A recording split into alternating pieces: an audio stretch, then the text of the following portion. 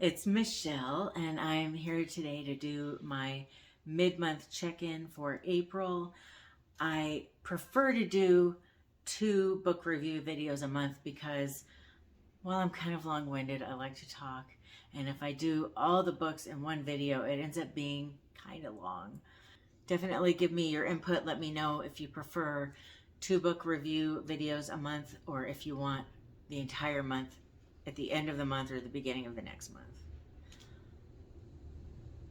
Sorry if you hear some weird background noise. There's a lot of wind outside right now, but there's been a lot of wind outside every day lately in Vegas, so I can't really wait until there's not wind.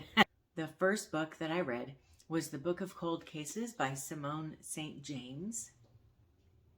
In this book, a woman named Beth was accused of murders years ago, and there's a woman named Shay who has her own website, and she basically is I don't know what you call that, like an internet sleuth, where she tries to solve crimes herself and talks about cold cases a lot, not just write articles on them. And she ends up finding out that she gets to interview this woman, Beth, who had been accused so many years ago. And she's the only person who's ever been allowed to interview Beth. So that's pretty exciting, right? So she starts to interview her, and a bunch of things start happening, and she learns some more information about what really happened that has never been brought to light. I really like this author's writing style. I thought she did a good job of making me feel like I was there, which I love. I can't get enough information. I want to know what that haunted house looks like, smells like, feels like, what color are the walls. I don't know. I need to know it all. She does do a really good job of that without overdoing it. She's not hyperly explaining details, but just in a nice, subtle way that makes me feel like I was there. I did feel some attachment to a couple of the characters, which I really enjoy caring about characters. Her characters are very flawed, which I really appreciate. There was nobody perfect in this book, which for me is a definite bonus. I cannot stand it when everyone in a book is skinny, beautiful, rich, perfect in every way. That's just a bit unrealistic in my personal opinion. I mean, unless maybe you live in the Kardashians neighborhood. If you have been in a reading slump, I really recommend picking up this book. I think that it is a really good book to get you back into the swing of things. I had a hard time putting it down. I did think about it here and there when I wasn't reading it. I did stay up a little bit later 2 different nights while reading it. And I do have another book of Simone St. James, The Broken Girls. It's over here on my TBR shelf. If you've read that book, let me know, because I'm really kind of excited when I think about maybe reading that one, because I did enjoy this so much. I don't think it's high on the rereadability factor. I think that after reading it one time, I'm good. I don't see myself reading it again, but it was so enjoyable while I was reading it. I also felt like there were a few moments in the book that were kind of stagnant. Because of that, I'm going to go ahead and give it 4 stars, but I definitely do recommend reading it, especially if you've been in a reading slump. The next book that I read, and I'm just going to be looking at my notes because I don't have a physical copy here. I do like to always have something that I'm listening to as an audiobook, and if I have an audiobook of the book I'm currently reading, that is such a bonus. That's my favorite way to do it, because then I can enjoy the book while I'm doing the dishes and read the physical copy. If I'm honest, I do prefer the physical copy of a book. I like the feel of pages. I like the font. I like the sound of the pages turning in the book. I mean, I get really into it. So I definitely do prefer that. But I do like to be able to listen to the book when I'm not able to sit down and read. Lately, every book I have been reading does not have an audio version that I can access in my SCRIBD account. So I've been listening to a lot of Harlan Coben books. I've been on a Harlan Coben kick. I think his books are just very fun and adventurous, and I like the mystery to them. It's not your typical mystery, and I think that's very enticing. In my last book review video, I mentioned that I had went through the entire Mickey Bolitar series and absolutely loved it. The most recent book that I listened to of Harlan Coben's was Home. This book is about Marlin. Marlin is Mickey Bolitar's uncle. He is in the Mickey Bolitar series, but not as prominent as he is in the book Home. In Home, he's the protagonist. Years ago, 2 little boys went missing that were around the age of 6 or 7. And their Uncle Win, or one of the boys, Uncle Win, and his friend, the protagonist, Myron, have never stopped looking for these boys. And Win thinks he finds one of them. And Myron starts to help him try to find out if this is the boy and where's the other one. And it turns into this insane ride of a book from there. So the main character, Myron, he reminds me of my husband, actually, in a few ways. So obviously I really like him. He's very smart, and he's a very deep analytical thinker, and he's got advanced survival skills, and he's the guy that you want to call to help you out in an emergency. He's just the guy that takes care of things. He'd be the one that shows up and saves the day. And he's got a very long past of being an athlete, and he's also got a big heart. I just love this character also. This whole Bolitar family is just, for me, where it's at when it comes to characters. And then his best friend, Win, he's like the kind of person that you want to have in your life if you ever need protection, but you don't really want to know. He's very charming, but yet blood chilling at the same time. But he's a very fascinating, colorful, creative character. But both characters are definitely people that you want around when the ish hits the fan. You know, they're definitely good guys to have in your life for that kind of situation. Now, the story itself, kind of like a lot of Harlan Coben's stories, it's a little far-fetched. But that's part of the fun, right? We are there for entertainment. We're not there for reality. If we were, we'd be reading a nonfiction book. The issue I have with the book is the end. It's kind of weird, and it felt like, oh, of course, this would be the predictable end. Like, I didn't see it coming, but then when it came, I was like, yeah, of course. You know what I mean? Like, it just didn't feel like the kind of ending I wanted. I mean, not that it has to be the way I want it to be, but I didn't want this. At the same time, I can see why the author wanted it to go this way. It just felt kind of flat. This whole storyline was this buildup with all this creativity and all these interesting things going on, and then all of a sudden it just kind of fell flat, and it felt like a little bit of a boring, somewhat lazy ending. I hate to say that because I love his books, and I'm sorry if you're listening. I'm sure Harlan Coben's not listening, but if he is, sorry, I hate to say that. But the ending was still actually somewhat emotional too, if that makes any sense. I know that probably sounds weird, but it fell flat.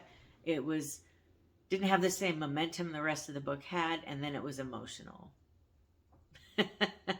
I do recommend reading this book, and I give it 3 stars. And then the last book that I want to talk to you about is Simmering with Resentment, a cookbook Nook mystery by Daryl Wood Gerber. This is I think it's the 11th book in this series. And this was sent to me as an ARC. As you can see, this is an advanced reader copy, and it is not for sale. So I won't ever get rid of it. But she did sign it for me, which I thought was very sweet. She also sent this bookmark. which I thought was really nice. And one thing that really was cool, just a little side thing here, she sent this, and it's just a little letter saying, you know, congratulations on being chosen. If you would like to give a review, please give them in these places. And if you're going to put any pictures or comments about my book on Instagram, please use the following hashtags.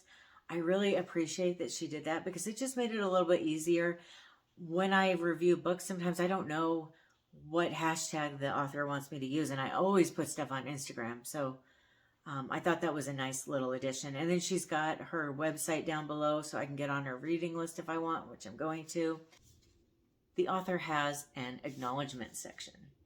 And I thought it was interesting. She put a quote at the top, and the quote happens to be by Misty Copeland, who's a ballerina, which that got me right away because I used to be a ballerina myself. And then reading down into the acknowledgments, I saw that she is friends with my favorite cozy book author, Krista Davis. And I thought, I wonder if this means that I might really like her writing because they're friends and they're in a mystery author group together also. It made me even more excited to read the book. When I was reading the book, I felt like there was a little bit, there's too many characters. But she put a list of characters in the front with a brief description next to them, which took some of my job of annotating out. And that made me feel like maybe there wasn't too many characters because I could keep going back. Okay, who is this? Oh, yeah, that's right. And I really appreciate that.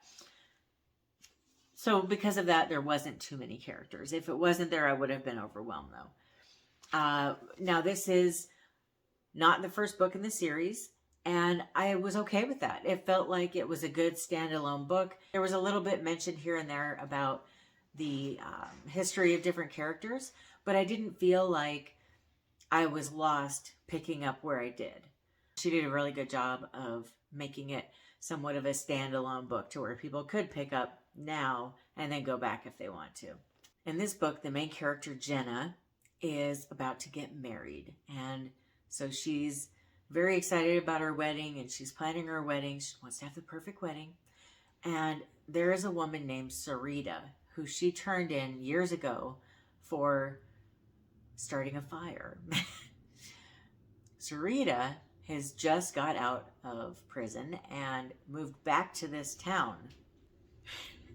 She's not happy with Jenna. And a lot of bad things start happening, not just to Jenna, but other people in this town. And she's worried it's going to ruin her wedding. And she's kind of forced to try to figure out who's doing different things and why. And I don't want to give anything else away, but it was a really fun book. I really like Jenna. She's a very fun, upbeat, human character. I feel like in cozy mysteries, the protagonists are usually kind of perfect. And I love it when they have flaws. And she does have flaws. And she's got kind of a more... To me, Jenna is about my age. Whereas I feel like usually when I read cozy mysteries, the protagonist is, in my opinion, feels like a generation older than me. So it's kind of nice to read a protagonist that feels a little bit younger. There was a lot of drama in this book. It was very fast-paced. I got into it right away. It was a little bit cheesy at times and a little bit far-fetched, but it's a cozy mystery. It's supposed to be cheesy and far-fetched. This book takes place in a town that is on the water that has a pier. And I really liked the town and the description of it. It felt to me like the town was another character, which I love. As I mentioned, in the acknowledgments, the author mentions Krista Davis, who, like I said, is my favorite cozy mystery author. I love her. And when I was reading the book, I just have to read this to you. Turning the pages. Loved the characters and trying to solve the puzzle. Right? I mean, that not only is that perfectly describe what I was just saying about loving books and reading a physical copy. But she also gave a shout out to Miss Krista Davis, which she said, Diva cooks up a storm.